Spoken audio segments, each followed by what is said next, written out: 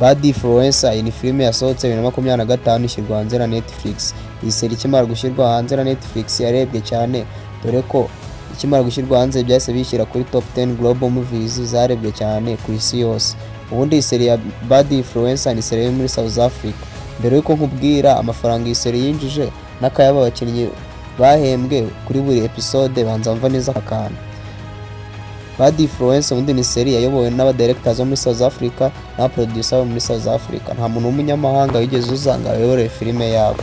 Ubundi mbere na mbere ngo ikaze mu kiganiro. Iyi ngiyi ni Kevin Entertainment. Nizere ko wakoze subscribe nk'umusanzu wawe, like na share, wanayitaginga no ku nshuti yawe ntacyo bitwaye, ubundi tukazabana no mu zindi video zitaha.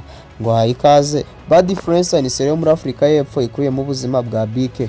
Yaba ari umugore w'umushabitsi ufite injyana yo gukora ibikorwa bitemewe binyuze mu myenda y'ibinyoma byo bita counterfeit luxury bags. Akorana n'uwitwa Pinky, uyu yaba ari umunyamwuga w'imbuga nkoranyambaga, maze bombi bakinjira mu bantu bagura imitako y'ibinyoma kugira ngo babone amafaranga menshi mu buryo butemewe.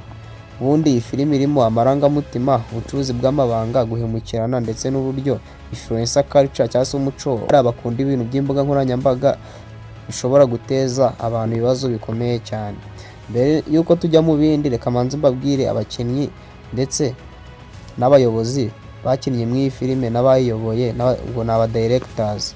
Ubundi dore abakinnyi bakuru harimo bita Joan Lainec. Uyu Joan Lainec niwe wakinnye muri Bad Influencer nka Bike. Undi bamwita Cindy Malango. Cindy Malango yakinnye yitwa Pinky. Undi bamwita Tapelo Mokoena. Uyu nguyu yakinnye yitwa Themba. Undi bamwita Zosbin Tones. Uyu yakinnye yitwa Naomi. Abandi ni nka Hamilton Dlamini, Tina Jackson, Obley Po n'abandi. Ubundi dusanga ko Bad Influencer ayobowe n'abadirectors babiri. Uwa mbere bamwita Keitumetse Carly, undi bakamwita Ari Klaga. Naho umuntu wanditse iyi seri ari nawe wazanye igitekerezo bamwita Kudi Maladzika.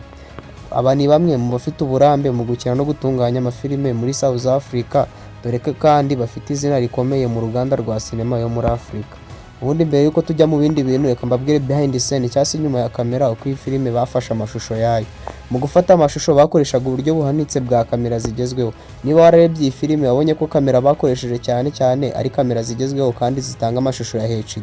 Ndetse amafoto yose yagiye asohoka mu mutangazamakuru yerekanye ko benshi mu bakinnyi bakoraga amasaha menshi cyane, rimwe na rimwe kugeza nimugoroba. Dore ko ari igihe byageraga Pinky yageze nimugoroba make-up zamushizeho, bigasaba ko bongera gufata amasaha 5 yo kwita kuri Pinky kugira biba make-up bye bizabe bigaragara neza. Amaso ya Bike na Pinky yakeneraga make-up yo hejuru, dore ko cyane iyo bari mu mashusho yerekana imitako y'ibinyoma yo mu rwego rwo hejuru. Ibyumba bikomeye byakoreshwaga mu gufata amashusho byari byiganje imitako y'amasoko ya luxury, byose byakozwe mu buryo bwo kwigana ibintu bitari by'ukuri kugira ngo birusheho kuba nk'ukuri ku ishusho rya kamera. Ubundi mbere na mbere reka nkubwire iyi filime kuri episode imwe amafaranga yagiye yinjiza. Ubundi dusanga ko iyi filime season ya mbere episode imwe yagiye yinjiza hagati y'amafaranga miliyoni 3 z'amadolari n'amafaranga miliyoni 8 z'amadolari mu ngengo y'imari ya season ya mbere. Ubwo ingengo y'imari harimo make-up na costume, ubwo ni make-up n'imyambarire, harimo imitako n'imyenda, harimo camera crew ubwo nabakameye, ndetse n'amafaranga abakinnyi bahembwaga buri nyuma yo gukina episode.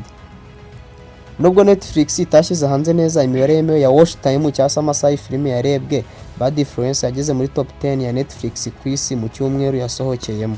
Bivuze ko mu minsi 7 ya mbere yari mu zarebwe cyane ku isi, kandi ikindi yari mu rutonde rw'ibyerekanwe cyane muri Afrika y'Epfo, Nigeria, Kenya, u Rwanda, Uganda no ku yindi migabane. Ibi bigaragaza ko yari seri yakunzwe cyane mu rwego rw'ubukerarugendo rwa Afrika. Ubundi reka turebe, Netflix ntabwo ishyira hanze amafaranga y'abakinnyi bahembwa, ariko dushingiye ku rwego rwa streaming mu bihugu byo muri Afrika y'Epfo, imishinga yo ku rwego dusanga ko buri mukinnyi nka Joan Lainec niwe mukinnyi wahembwe menshi muri iyi seri. Gakurikiraho Cindy Malango, ari uwa kabiri Tapelo Mokoena nawe ahembwa nawe bwa gatatu, hakaza Zosbin Tones, hakaza n'abandi. Aya ni estimates y'ubucuruzi bukoreshwa ku isi, nta raporo yemewe ya Netflix yatanze neza kwa abakinnyi ku mafaranga bagiye bahembwa. Iyi seri yahaye abakinnyi benshi amahirwe yo gukomeza kwamamara, cyane Joan Lainec na Cindy Malango kuko berekanye ubuhanga bukomeye. Iyi seri yagaragaje uburyo influencer culture ishobora guhungabanya abantu iyo bayikoresheje nabi. Yerekana n'uburyo ibintu byose tubona kuri internet bidakwiye kwizerwa. Ubundi Bad Influencer, iyi ni seri igizwe n'amayobera, ubucuruzi bw'ibinyoma, ifaranga n'imibanire y'abantu. Iyi ni seri yerekanye ubuzima bw'isi y'imbuga nkoranyambaga mu buryo bushobora gutuma abantu bahomba byinshi cyangwa bagira ubuzima bubarushaho kubaho bubi. Ubundi iyi seri dusanga ko nayo iri muri seri ziri kurebwa cyane ku isi aka kanya tuvugana.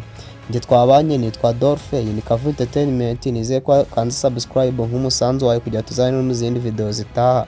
Ushaka ko hari indi filime twazakora wakwandika muri comment section, ibyo biremewe tukazayikoraho. Murakoze.